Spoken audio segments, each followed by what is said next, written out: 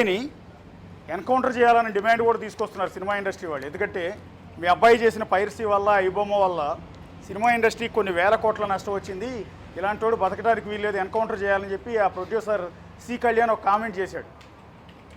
ఏం మాట్లాడతారు సార్ అతను అన్న మాటల మీద? ఆడు సి కళ్యాణ్ అడ్డుగా బలిచాడండి. డబ్బు సంపాదించేసి అడ్డుగా బలిచాడు. ఆడు 100 కోట్లెట్టి సినిమా తీసి 1000 కోట్లు మింగేయడానికి చూస్తాడు. ఆడికి బాధ ఉంటుంది, పబ్లిక్ ఎందుకు బాధ ఉంటుంది, నాకెందుకు బాధ ఉంటుంది సార్? 100 కోట్లు ఎవడండి ఎట్టమన్నాడు ఆడిని ఎన్కౌంటర్ చేసేస్తే ఆ బాధ ఏటో ఆడికి తెలుస్తుంది, ఆ నొప్పి ఏటో ఆడికి తెలుస్తుంది. పోలీసులు రిక్వెస్ట్ చేసింది ఏంటంటే ముందు ఆ సి కళ్యాణ్ నుండికి ఎన్కౌంటర్ చేసేయాలి. అయితే సి కళ్యాణ్ అనేవాడు పోలీసులకు చెప్తే పోలీసులు చేసేస్తారా? నేను చెప్తాను పోలీసులు చేసేస్తారా? మరి ఆడు నేను చెప్తే పోలీసులు ఎందుకు మధ్యలో ఉన్నందుకు? ఆ పోలీసులు అమాయకులే. మనం చెప్తే పోలీసులు చేసేస్తారటండి. సార్ మా కుర్రాడు చేసిన తప్పే, వెళ్ళి కాలు మీద పడతాను, సార్ తప్పు అయిపోయిందండి అని కాలు మీద పడతాను. కనికరిస్తారా, వదిలేస్తారా? అలాగైతే ఇప్పుడే బయలుదేరుతాను ఎవరో ఒకరు తోడు తీసుకొని. ఏడు సార్ పోలీసులు చేయవలసింది చేస్తారు, మనం వద్దన్న మానేరు. కాబట్టి మనకి ఆడ అలా వాగినా నేను ఇలా వాగినా అది చట్టం పని చేసుకుంటుంది.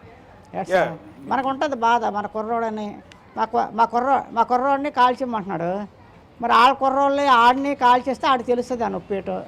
ఇప్పుడు నేను ఉన్నాను, ఇలా గెలితే నాకు నొప్పి వస్తుంది సార్, పక్కవాడిని గెలిస్తే పక్కవాడికి నొప్పి వస్తుంది సార్. ఆ నొప్పి ఆడికి అప్పుడు వస్తుంది ఆడిని కాల్చేస్తే. మరి నా కొడుకునే కాల్చిమ్మంటున్నాడు, ఆడికి ఏమో నొప్పి రాదు. అంతే ఈ 100 కోట్లు 1000 కోట్లు మింగడానికి ఆడు అడ్డు అయిపోయాడు.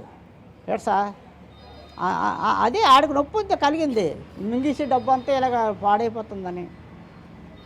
నేను తప్పు అనుకుంటే నేను పోలీసులు మీరు నన్ను మన్నించండి. నా వేదన మీకు చెప్పాను అంతే, 10 మందికి వింటారని కూడా చెప్పాను. అంటే అలా ఎవరి మీద కళ్యాణ్ మీద పగలేదు. నా కొడుకుని అన్నాడు కాబట్టి నేను అన్నాను ఆయన్ని, అంతేగాని ఆయన్ని పుల్లానికి నేను అనలేదు. ఎందుకు అలా అన్నారు కళ్యాణ్ అని మీరు అనవచ్చు. నా కొడుకుని నన్ను అన్నాడు కాబట్టి, మా ఊసి ఎత్తాడు కాబట్టి నేను అన్నాను. అందరు డైరెక్టర్ నిర్మాతలు అవడవచ్చు కదా. నిర్మాతలు తప్పండి, నిర్మాతలు చాలా తప్పు. కోట్లు ఎందుకంటే ఇవ్వాలి ఒక్కొక్కరికి. తక్కువగా నటించిన వాళ్ళు చాలామంది ఉన్నారు. సుమన్ గారు ఉన్నారు, శుభ్రంగా నటిస్తారు, తక్కువ ఇచ్చినా నటిస్తారు. రాజశేఖర్ ఉన్నాడు, బాగా నటిస్తారు తక్కువగా. తుట్టంపాడు వేణు ఎవరు ఉన్నారు, ఆయన బాగా యాక్ట్ చేస్తారు. అలా ఇవ్వండి. లేదు వాళ్ళు ఎవరికన్నా నచ్చలేదా? మీకు మన దేశంలోనూ మన రాష్ట్రంలోనూ బోల్డ్ యూనివర్సిటీలు కాలేజీలు ఉన్నాయి. మీరు వెళ్ళండి, అలాంటి దగ్గరికి వెళ్తే బోల్డ్ మంది యువకులు మంచి అందమైన వాళ్ళు వస్తారు. మీరు పెట్టుకొని తీయండి సినిమాలు. తీస్తే వాళ్ళే 4 సినిమాలు తీశారనుకోండి, వాళ్ళే అలవాటు అవుతారు జనాలు. వీళ్ళు ఆకాశం నుంచి తిరిగి రాలేదు కదా. పవన్ కళ్యాణ్, నాగార్జున ఫస్ట్ ఎలా ఉండరో మీకు ఆ సినిమాలు చూస్తే మీకు అర్థమవుతుంది. అలాంటి వాళ్ళే ప్రజలు ఆదరించారు. ఏడు సార్ మరి వీళ్ళు ఆదరించరా? మంచి అందగాలు అమ్మాయిలు, మంచి అందగాలు అమ్మాయిలు పెట్టండి, తీయండి కొత్త వాళ్ళు. ఎప్పుడు ఆలేనట్టు ఎన్టీ రామారావు, నాగేశ్వరరావు చచ్చిపోయారు, ఇంకా తతిమాలు అందరూ ఉన్నారా లేరా? ఆలేనట్టు వాళ్ళు చచ్చిపోయారు, నెక్స్ట్ వచ్చారు కదా. అలాగే వీళ్ళు కూడా వదిలేయండి, మీరు కొత్త వాళ్ళు తీయండి. వాళ్ళు బతుకున్నట్టు అవుతుంది, మీరు బతుకున్నట్టు అవుతుంది. ఉద్యోగం లేక యువత ఎంతో బాధపడతాను. మీరు అన్నట్టుగా తక్కువ రేటుకి లేకపోతే తక్కువ రెమ్యునేషన్ తీసుకుని నటించే యాక్టర్లు గల్లీలో ఉన్నారండి. కానీ వాళ్ళని రానియరు కదా. తండ్రి హీరో అయి ఉండాలి, లేకపోతే తాత హీరో అయి ఉండాలి, ప్రొడ్యూసర్ కొడుకు అయి ఉండాలి. అలా అయితేనే అంటే నెపోటిజం కదా సినిమా ఇండస్ట్రీ అంతా. పాత అక్కర్లేదు సార్. వీళ్ళే ఆకాశం నుంచి పుట్టారటండి వీళ్ళు. వాళ్ళు ప్రజలు ఆదరించారు కదా. అల్లు రామలింగయ్య చిరంజీవికి కూతురిచ్చాడు, ఆయన మంచి పేరు ఉంది అల్లు రామలింగయ్యకి. ఆయన్ని బట్టి చిరంజీవిని బయటకు తీసుకొచ్చారు. మళ్ళీ ఆయన తమ్ముడు కాబట్టి వాళ్ళ తమ్ముడిని బయటకు తీసుకొచ్చారు. అంతేగాని వాళ్ళేమో అందగాలు కాదు, ఆకాశం నుంచి రాలేదు. తీస్తే 4 సినిమాలు తీస్తే వీళ్ళు ప్రేక్షకులు ఆదరిస్తారు, వాళ్ళే ఫేవరెట్ అయిన అభిమానులు పుడతారు. తెలుసా? ఇప్పుడు ఎన్టీ రామారావు, నాగేశ్వరరావు గారు ఎంత యాక్షన్ చేశారు. వాళ్ళు చచ్చిపోయి మానేశారు, ఆ సినిమాలు తీస్తారు. కొత్త వాళ్ళకి అన్నం పెట్టండి సార్, కొత్త వాళ్ళకి అన్నం పెట్టండి సార్. మీరు తినండి సార్, కొత్త వాళ్ళకి అన్నం పెట్టండి సార్. ఎంతోమంది ఉద్యోగాలు లేక చూస్తే నాకు కళ్ళని నీళ్ళు వస్తాయి సార్. మంచి చదువుకొని ఉద్యోగాలు లేక చిన్న పనులు చేసుకొని బతుకుతున్నారండి. మీరు అలాగే అనౌన్స్మెంట్ ఇచ్చేసి ఆ కాలేజీలు కానీ యూనివర్సిటీలు కానీ పలానా డేట్ అని ముందుగా అనౌన్స్మెంట్ ఇచ్చేస్తే బోల్డ్ మంది మీకు వస్తారు. మీకు అంటే అప్పారావు సినిమా వాళ్ళు ఇలా హీరోలకి 100 కోట్ల రూపాయలు ఇచ్చి 100 కోట్లతో సినిమా తీయటం వల్లే పేదోడికి సినిమా చూసే అవకాశం లేదని మీ అబ్బాయి ఐబొమ్మ పెట్టాడు అనుకోవాలా? అలాగని నేను అనలేదు సార్, అందువల్ల పెట్టాడని అనుకోకర్లేదు. వీడు ఆకలిలోంచి పుట్టాడండి, వీడు ఆకలిలోంచి పుట్టాడు. అందుకే ఆడు అలా తయారయ్యాడు. ఆడు మా ఇంట్లో కొన్ని సమస్యలు వచ్చాయండి. సమస్యలు రావడం వల్ల నేను మటు వేరేకి వెళ్ళిపోయాను. మా ఆవిడకి నాకు తగులు వచ్చి వేరే వాళ్ళ మట్టుకాలు పటాపంచులు అయిపోయాయండి. ఒక్కడున్నాడండి ఇంట్లో, అన్నం లేక పస్తులు ఉండోడండి, వెళ్ళిపోయాడండి పస్తులు ఉండలేక. అందంటే హైదరాబాద్లో కూడా పస్తులు ఉన్నట్టు నేను విన్నానండి. పస్తుల్లోంచి వచ్చిందండి ఆడికి పట్టుదల. పస్తులు ఉంటే ఎవరికైనా వచ్చేస్తుందండి ఆ పట్టుదల, ఇదిని పస్తుల్లోంచి వచ్చాడండి ఆడు. నాకు తెలుసు ప్రతి కష్టం ఆడదే, ప్రతి కష్టం శ్రమించి పస్తులుండి శ్రమించి ఆడు నేర్చుకున్నాడు పని, నాకు తెలిసి అంతే. అంటే మీ అబ్బాయి అన్నం తినలేని పరిస్థితి, అన్నం కూడా దొరకని పరిస్థితి మీ అబ్బాయిది. అన్నం ఎక్కడ, అన్నం లేదండి ఆడికి, అన్నం లేదు. పస్తులుండి ఆ పని నేర్చుకోండి. మరి నా దగ్గరికి వచ్చేస్తే ఎలాగో మానుకుంటున్నట్టు ఉన్న దాంట్లో పెడుతున్నాడు. అదే రాలేదు కాబట్టి నేను ఏం చేయలేను. అంటే ఇవాళ మీ అబ్బాయికి వస్తున్న సపోర్ట్ చూసారా అప్పారావు?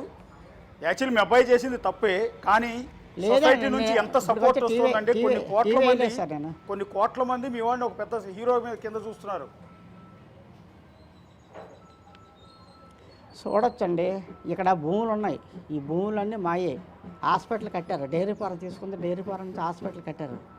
కానీ మా ఊర్లో అందరూ గోలెట్టాం, మానేశారా? గవర్నమెంట్ నిర్ణయం ఎలాగుంటుందో అలా తీరుతుంది. మనం వద్దంటే మానేరు.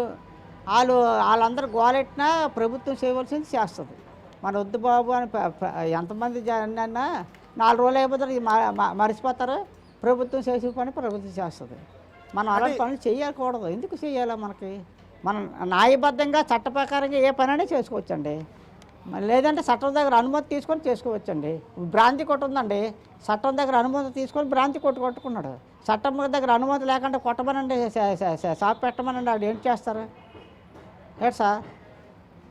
అంటే ఇవాళ సొసైటీ నుంచి పేద మధ్యతరగతి వాళ్ళ నుంచి మీ అబ్బాయికి వస్తున్న ఆ సపోర్ట్ చూసిన తర్వాత, అంటే ఇన్ని కోట్ల మంది అభిమానాన్ని నా కొడుకు సంపాదించుకున్నాడు అని చూసిన తర్వాత ఒక తండ్రిగా మీరేమనుకుంటున్నారండి? సరే, ఓకే, చేసింది తప్పే, చట్ట ప్రకారం యాక్షన్ తీసుకుంటారు, అదంతా పక్కన పెడదాం. కానీ ఇంత పెద్ద పేరు వస్తుంది మీ అబ్బాయికి అని, ఇంత మంది మీ అబ్బాయిని ఆదరిస్తారు, హీరోలాగా చూస్తారని అనుకున్నారు ఎప్పుడన్నా? ఆ పేర్లు నాకు వద్దండి. మా ఇంట్లోంచి బయటకు రాకుండా ఉండేవారు, ఆ పేరే చాలు నాకు. అలాంటి పేరే నాకు కావాలా. ఇంట్లోంచి బయటకు వచ్చేసి నా కొడుకు ఏదో ఉద్ధరించేశాడు వీళ్ళందరూ నాన్న, అలాంటి మెంటాలిటీ కాదు నాకు. కాబట్టి వాళ్ళు పెద్దోళ్ళు, డబ్బున్నోళ్ళు, ఎంత డబ్బు అయినా సరే సిద్ధికాయితల్లా మారుస్తారండి. వాళ్ళు వెళ్తారు, కారులో వెళ్తారు, డబ్బు పెట్టేస్తారు, కొనేసుకుంటారు, నెట్లో ఎక్కడ టికెట్లు బుక్ చేసుకుంటారు, వెళ్తారు, సినిమా చూసేసి. వాళ్ళకైనా నొప్పి అనిపించదు. పేదవాడు ఉంటాడు, కూలి చేసుకుంటూ ఉంటాడు. ఆ సాయంత్రం వచ్చేసరికి పిల్లలు ఊరుకోరు. సినిమాకి వెళ్దామండి అని పిల్లము నాన్న సినిమాకి తీసుకెళ్ళమని ఆడుకోవాలి.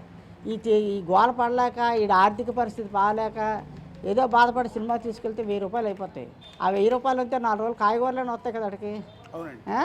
ఆడంటాడు, ఆడికి ఈ బాధ లేకుండా సినిమాలు చూపిస్తారు ఫ్రీగా అని ఆడు సంతోషిస్తాడు లేబరుడు. ఈ డబ్బున్నోడు మాత్రం ఏడు చేస్తాడు, ఆడికేమో తెలియదు, కష్టం తెలియదు, సుఖం తెలియదు. ఈ డైరెక్టర్లు ఏడు చేస్తారు, 100 కోట్లు ఎట్టేస్తారు, 1000 కోట్లు తింటారు. ఏడ్సా? అందుగునంటే వాళ్ళకి బాధ అనిపిస్తుంది. అది మింగే డబ్బు ఆడి వల్ల కొంచెం తగ్గిపోతుందని వాళ్ళు బాధపడతారు. ఎవడండి ఎట్టమన్నాడు 100 కోట్లు 1000 కోట్లను? ఒక్కొక్క మనిషి 100 కోట్లు ఏంటండి? ఎంత కష్టపడితే ఒక ఐఏఎస్ ఆఫీసర్ ఉంటారు, ఐపీఎస్ ఆఫీసర్ ఉంటాడు, ఎంత కష్టపడి రాత్రులు పగలనుక కష్టపడి చదివితే వాళ్ళకేమో 1000 లక్షలను జీతమా? ఒక కలెక్టర్ గారికి ఎంత ఇస్తున్నారు? 1,50,000 కంటే ఎక్కువ ఇవ్వరు. ఒక ఐపీఎస్ ఆఫీసర్లు ఉంటారు, వాళ్ళకి అంత 1,00,000 అంతది. అంత కష్టపడి చదువుకున్న వాళ్ళకు దేశాన్ని పాలిస్తున్నారు, వాళ్ళే పాలిస్తున్నారు. కలెక్టర్లు, ఎస్పీలు పాలిస్తున్నారు. పైన వాళ్ళు ఆర్డర్ వేసిన చేసేవాళ్ళు వీళ్ళే. వాళ్ళకే లేదు. ఇటు గోసి ఈ మాత్రం ఆ మాత్రం అండి. పొట్టకి జరక్క తినడానికి లేని కుర్రలు ఇలాగ యాక్ట్ చేసి చెప్తే వాళ్ళు వచ్చి ఇలాగ అంటారు, కట్ అంటారు. ఏడ్సా? దానికి వాడికి 100 కోట్లు ఇవ్వాలా? బుద్ధి లేని పని డైరెక్టర్లది, నిర్మాతలదని. ఎట్సా ఏం తెలుసు అండి వాళ్ళకి? వీళ్ళ మీద నాటకాలు వేసుకున్నాడు చాలా గ్రేట్ అండి. గ్యాప్ లేకుండా మాట్లాడతాడు నాటకాలు స్టేజీలు. వీళ్ళంటే ప్రతి చిన్న మొక్క కట్ ఇలాగ అంతాడు కట్ట అంతాడు ఇలాగ అంతా కట్ట షూటింగ్లో చూస్తున్నాం కదా మనము. నిర్మాతలు చాలా తప్పు. అడ్డుగా బ్లాక్ మనీలు పెట్టడం, ఆ బ్లాక్ మనీ చేసి వైట్ మనీ చేసేసుకోవడం వాళ్ళకి అవడం లేదు. కొద్దిగా తగ్గిపోతుంది నిర్మాణం. లేకపోతే ఏంటండి మా మనవరాళ్ళు నేను మనం సినిమాకి వెళ్తే అలా థియేటర్లో ఏదో అడిగింది, నాకు కళ్ళు తిరిగాయి. అమ్మ ఇంటికాడ బయటకు వెళ్ళిన తర్వాత కొడుకుందామని బతిమాలి దాన్ని ఒప్పించి బయటకు వచ్చాం. ఏంటండి సినిమాలో టీ తాగలేదే లేదండి.